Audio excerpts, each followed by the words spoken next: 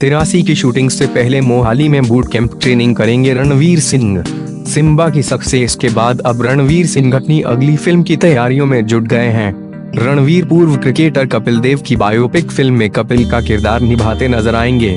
Film की तैयारियां लगभग पूरी हो चुकी हैं और अब फिल्म का पहला शूटिंग शेड्यूल शुरू करने से पहले रणवीर सिंह को मोहाली में बूट कैंप ट्रेनिंग करनी होगी। इस ट्रेनिंग सेशन में उनकी फाइनल प्रैक्टिस होगी।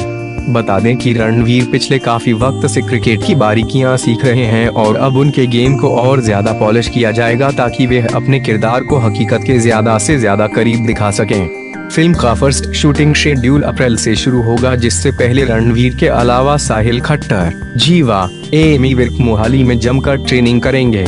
इस ट्रेनिंग के दौरान उन्हें नाइट क्रिकेट के गुर भी सिखाए जाएंगे। रणवीर ने जनवरी में अपने इंस्टाग्राम अकाउंट से एक तस्वीर शेयर की थी जिसमें वे बैटिंग प्रैक्टिस करते दिखाई दे रहे थे।